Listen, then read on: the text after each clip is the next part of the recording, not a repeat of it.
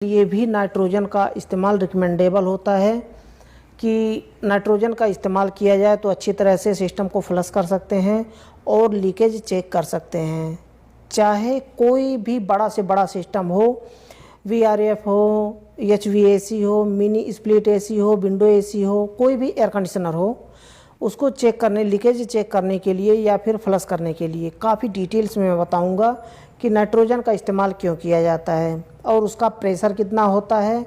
और उसके मुकाबले जब हम वर्कशॉप कंप्रेसर से प्रेशर मारते हैं, लीकेज चेक करने के लिए कंप्रेसर से हम प्रेशर देते हैं, तो और फ्लश करने के लिए भी कभी कभी वर्कशॉप कंप्रेसर का यूज किया जाता है, तो उसके बजाय हम नाइट्रोजन का इस्तेमाल क्यों करते हैं। तो चलिए इसे हम सीख लेते हैं और एक एक करके डिटेल्स में हम समझ लेते हैं एक्चुअली होता क्या है। उससे पहले मैं बताना चाहूँगा, चैनल को सब्सक्राइब नहीं किया है तो चैनल को सब्सक्राइब कर लें। तो हम बात करते हैं कि नाइट्रोजन का इस्तेमाल क्यों किया जाता है। वैसे भी नाइट्रोजन का इस्तेमाल बहुत ज़्यादा किया जाता है लीकेज को चेक करने के लिए और फ्लश मारने के लिए। क्यों? क्योंकि कंप्रेसर से जब हम फ्लश मारते हैं ना, तो एक मिनी स्प्लिट एयर कंडीशनर को अगर पाइपलाइन में लगा हुआ है या फिर सिर्फ इंडोर को या फिर सिर्फ कंडेंसर को आप अगर फ्लश कर रहे हैं तो वर्कशॉप कंप्रेसर से आप उसे फ्लश नहीं कर सकते। वैसे तो थोड़ा बहुत तो निकल जाता है, लेकिन वर्कशॉप कंप्रेसर से आप उतनी अच्छी तरह से फ्लश नहीं कर सकते अगर उसमें ऑयलिंग है। पुराना सिस्टम है, मानिए नया सिस्टम हो तो उसमें नया सिस्टम में ऑयलिंग ज़्यादा नहीं होता है, लेकिन पुराने सिस्टम में ऑयलिंग ज़्यादा होता है। अगर मानिए कि ऑयलिंग उसमें बहुत ज़्यादा है सिस्टम में और मिनी अगर स्प्लिट एसी या फिर विंडो एसी की बात की जाए तो वर्कशॉप से कंप्रेसर से कभी कभी लगभग 50% के अराउंड में चल जाता है। लेकिन अगर मानिए कि वही आपका बड़ा सिस्टम है एचवीएसी, जैसे कि 5 टन का हो गया, 10 टन का हो गया, 20 टन का हो गया, अगर ऐसे एसी को फ्लश करना है या फिर प्रेशर डाल के लीकेज चेक करना है तो आप वर्कशॉप कंप्रेसर से आप नहीं कर सकते हैं।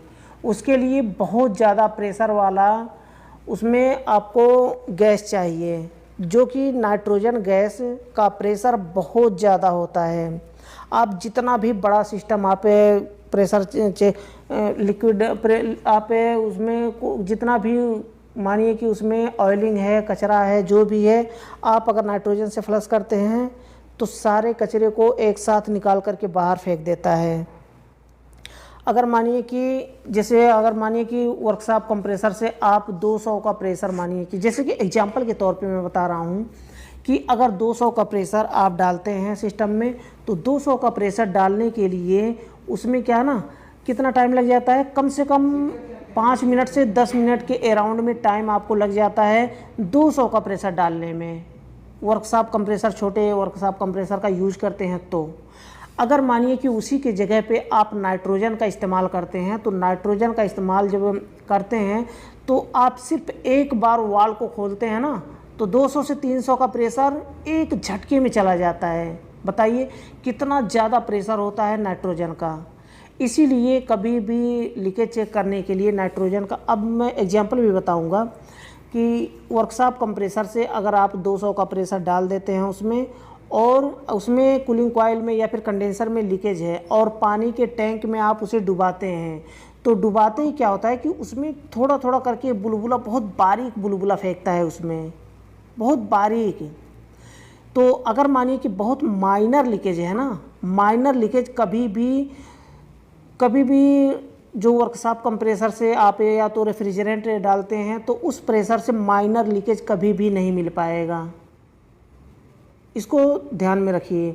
माइनर लीकेज को चेक करने के लिए बड़ा लीकेज है, पाइप फट गया है या फिर मोटा लीकेज है, तो ऐसे लीकेज को चेक करने के लिए आप रेफ्रिजरेंट का यूज कर सकते हैं या फिर वर्कशॉप कंप्रेसर का यूज कर सकते हैं, तो कोई दिक्कत नहीं। लेकिन बहुत माइनर, कभी कभी ऐसा होता है, इतना माइनर लीकेज होता है कि अगर आप रेफ्रिजरेंट चार्ज कर देते हैं सिस्टम में, आपको लीकेज साबुन के झाग से लीकेज नहीं मिला, तो आप गैस चार्ज कर देते हैं उसमें, चले जाते हैं, उसके बाद वो गैस निकलने में 2-3 महीना लग जाता है। क्यों? क्योंकि जब सिस्टम चल रहा होता है तब वहाँ से माइनर लीकेज में से गैस नहीं निकलता है, जब सिस्टम चल रहा होता है तो जब सिस्टम बंद होता है यानी कि रेफ्रिजरेंट स्टैंडिंग पोजीशन में आता है, तब वहाँ से प्रेशर थोड़ा सा बढ़ जाता है स्टैंडिंग पोजीशन में, तब वहाँ से गैस निकलना धीरे धीरे बारीक बारीक करके निकलना शुरू हो जाता है और 2-3 महीने लग जाते हैं गैस को निकलने में। और एक चीज़ प्लस पॉइंट में मैं यहाँ पे टिप्स बताता चलूँ कि जितना भी माइनर लीकेज है उस लीकेज को चेक करने के लिए, आपको पहचानने के लिए कि अगर आप पहचानना चाहते हैं कि लीकेज कहाँ पे है, तो नीचे डिस्क्रिप्शन में एक लिंक मिलेगा, मैं वीडियो प्रैक्टिकल बना रखा हूँ कि आप माइनर लीकेज कैसे चेक कर सकते हैं। आपको पहचानना इस तरह से है कि आप सिस्टम में कहीं भी देखेंगे पूरे कॉपर पाइप को, जो कंडेंसर में, कूलिंग कॉइल में कॉपर पाइप को देखेंगे, जहाँ पर भी लीकेज होगा, चाहे यू एंड पे या फिर सक्शन लाइन पे, डिस्चार्ज लाइन पे, जहाँ भी लीकेज होगा उस जगह पे ऑयलिंग दिखेगा। कहीं भी लीकेज हो, कभी कभी आप देखे होंगे जहाँ सक्शन लाइन, जो सर्विस वाल्व होता है हमारा, सक्शन लाइन, डिस्चार्ज लाइन, तो वहाँ पर फ्लेयर नट जुड़ा होता है। किसी एसी में आप देखे होंगे कि उस फ्लेयर नट के पास में, सर्विस वाल्व के पास में ऑयलिंग होता है।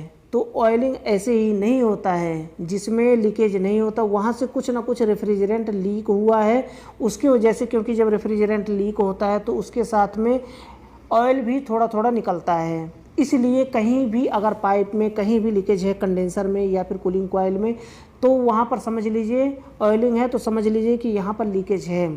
तो लीकेज को पहचानने के लिए अब देखिए, या तो आप, पहला ऑप्शन है कि आप पूरे कंडेंसर को साबुन के झाग से पूरा चेक करें, फिर उसके बाद पूरे कॉपर पाइप लाइन को आप इंडोर से आउटडोर तक पूरा चेक करें साबुन के झाग से, या फिर पूरे इंडोर को आप चेक करें साबुन के झाग से। तब आप पकड़ पाएंगे कि हाँ लीकेज मेरा कहाँ, एक्चुअल जगह कहाँ पे है। लेकिन आप इस प्रॉब्लम से, बड़े प्रोसेस से बचने के लिए सीधा आपको कूलिंग कॉइल खोलना है, ऑयलिंग चेक करना है कि ऑयल कहाँ पे है। ऑयल कहीं नहीं मिला, सीधा आउटडोर में जाना है, आउटडोर में खोल करके देखना है ऑयल कहाँ है। अगर आउटडोर कंडेंसर में भी ऑयल नहीं है कहीं, इंडोर में भी ऑयल कहीं नहीं है, तो पाइपलाइन में आपको जो कम्युनिकेशन पाइपलाइन होता है उसे आपको चेक करना है, जहाँ पर फ्लेयर नट जुड़ा होता है। या तो कभी कभी ऐसा होता है कि पाइपलाइन टकरा करके किसी अगर स्क्रू से या फिर बॉडी से टकरा करके वहाँ पर लीक हो जाता है, तो वहाँ पर चेक करना है। कंडेंसर में देखेंगे तो ऑयल होगा, तो समझ लीजिए कि कंडेंसर में कहीं ना कहीं लीकेज है। जहाँ पर ऑयल होगा उसके अराउंड में, आसपास में आप लीकेज चेक करेंगे तो वहाँ पर मिल जाएगा। चाहे यू बैंड पे हो तो यू बैंड पे ऑयलिंग होगा, अगर इंडोर में यू बैंड पे हो या फिर कूलिंग कॉइल में, कंडेंसर में बीचों बीच में, कभी कभी बीचों बीच में हो जाता है लीकेज, तो आपको इस तरह से पहचान कर लेना है। तो अगर आप मानिए कि वर्कशॉप कंप्रेसर से एक चीज़ और है, अगर आपके पास नाइट्रोजन नहीं है तो R410 का इस्तेमाल कर सकते हैं। क्यों? R410 का भी प्रेशर बहुत ज़्यादा होता है। तो अगर आपके पास नाइट्रोजन नहीं है तो R410, देखिए R22 में अगर आप सोच रहे हैं कि R22 हमारा सिस्टम है, उसमें R410 का हम प्रेशर डाल के कैसे चेक करेंगे, लीकेज कैसे चेक करेंगे, फ्लश कैसे करेंगे, बाद में दिक्कत होगा? नहीं, कोई भी दिक्कत नहीं होगा, क्योंकि मैं इसके ऊपर एक्सपेरिमेंट कर चुका हूँ। अगर आपका सिस्टम R22 है, अगर आप R410 से आप फ्लश करना चाहते हैं, उसमें प्रेशर डाल के लिए लीकेज चेक करना चाहते हैं तो डाल सकते हैं, कोई दिक्कत नहीं है। बाद में नाइट्रोजन का एक बार फ्लश करना है, 1 साइकिल या फिर 2 साइकिल फ्लश करना है, आपको वैक्यूम कर देना है, पूरे सिस्टम को अच्छी तरह से वैक्यूम कर देंगे तो R410 का उसमें 0% उसमें रह जाएगा। तो आप इसे R410 का इस्तेमाल कर सकते हैं, कोई दिक्कत नहीं है, क्योंकि मैं एक्सपेरिमेंट कर चुका हूँ इसके ऊपर, कोई दिक्कत नहीं है, आप कर सकते हैं ऐसा। R410 से लीकेज भी चेक कर सकते हैं, R410 से फ्लश भी मार सकते हैं। R410 में अगर रेफ्रिजरेंट पूरा ख़त्म हो जाता है तो बॉटल में थोड़ा सा प्रेशर बचता है, वो प्रेशर भी काफ़ी काम में आ जाता है फ्लश मारने के लिए। अगर आप R22 से फ्लश मारते हैं, R32 से फ्लश मारते हैं, तो R32 फ़िलहाल कुछ तो है थोड़ा प्रेशर, लेकिन R22 में बिल्कुल ऐसा प्रेशर नहीं होता है जिससे आप फ्लश मार सकें सिस्टम में। तो आप इस तरह से कर सकते हैं, इसीलिए नाइट्रोजन का इस्तेमाल किया